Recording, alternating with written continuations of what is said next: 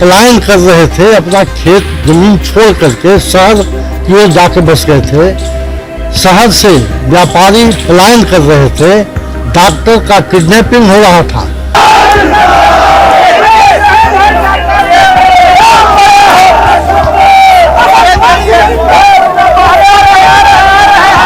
वैसी स्थिति को आदरणीय मुख्यमंत्री जब 2005 के बाद सत्ता में आए तो बिहार को पटरी पर लाने का काम किया।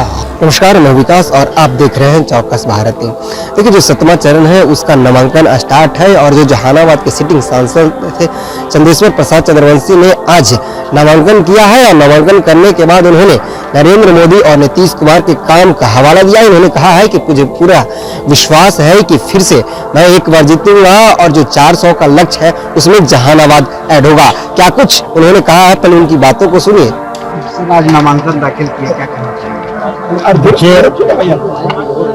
एक बात आप लोगों के माध्यम से हम कहना चाहेंगे कि परम आदरणीय प्रधानमंत्री जी और परम आदरणीय मुख्यमंत्री जी बिहार के इतना काम देश में और प्रदेश में किए हैं कि जिसका चर्चा किया जाए तो सवेरे से शाम तक समय खत्म हो जाएगा। इसलिए हम लोग चुनाव प्रचार में जा रहे हैं।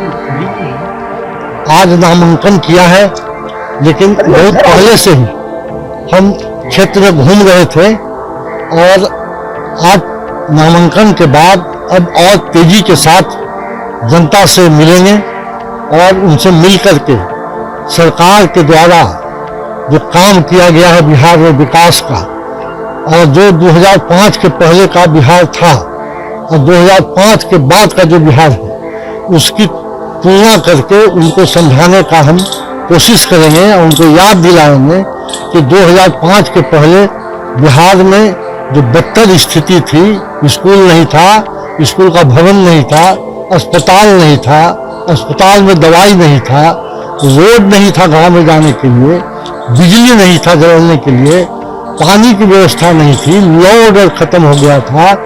गांव से लोग पलायन कर रहे थे, अपना खेत जमीन छोड़ करके शहर की ओर जाके बस गए थे। शहर से व्यापारी पलायन कर रहे थे, डॉक्टर का किडनैपिंग हो रहा था।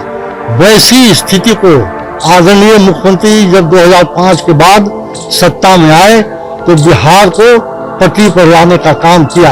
आज बिहार में रोड की स्थिति, गांव तो छोड़ दीजिए, पूरा तक रोड कनेक्टिविटी हो गया है, बिजली 22 घंटा मिल रहा है, अस्पताल में पूरा इलाज और दवाई मुफ्त मिल रहा है, स्कूल में पढ़ाई सुंदर ढंग से चल रहा है, बच्चियों को ड्रेस मिल रहा है, साइकिल मिल रहा है, किताब मिल रहा है, फ्री भोजन मिल रहा है।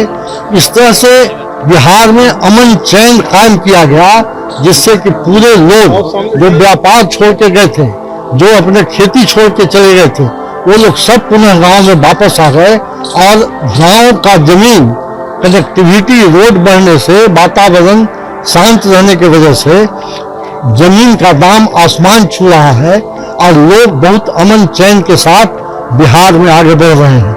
आदरणीय प्रधानमंत्री जी हर गरीब के घर में 5 किलो अनाज दे रहे हैं, कोई आदमी भूखे नहीं मरेगा। आदरणीय प्रधानमंत्री जी का जो सपना है कि देश को एक अग्रणी देश के रूप में खड़ा करने का, उसके लिए बराबर प्रयास कर रहे हैं और देश का नाम पूरे विश्व में रोशन हुआ है। हम चाहेंगे कि जहानाबाद की जनता आदरणीय प्रधानमंत्री जी के हाथ को मजबूत करने के लिए, देश का ख्याति और बढ़ाने के लिए, देश को आगे बढ़ाने के लिए, उनके हाथ को मजबूत करने के लिए 1 जून को जो मतदान होना है उसमें तीर छाप पर बटन दबाकर हमको विजयी बनाए।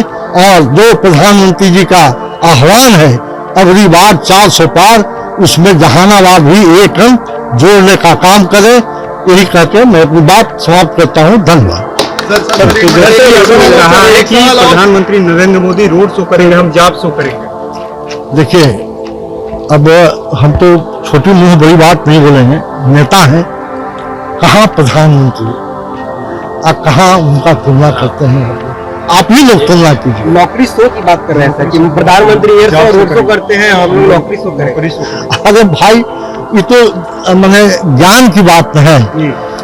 कोई भी विकास का काम और कोई भी मैंने समझिए कि निर्णय मुख्यमंत्री लेते हैं, और इस संविधान में अधिकार है, ये लिखा हुआ है।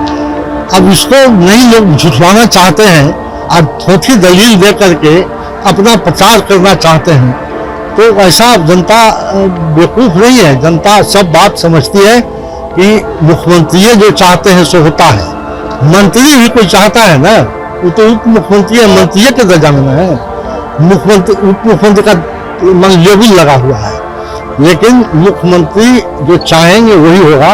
मंत्री ज्यादा से ज्यादा अपना प्रस्ताव दे सकते हैं, निर्णय नहीं ले सकते। ये संविधान में नियम नहीं।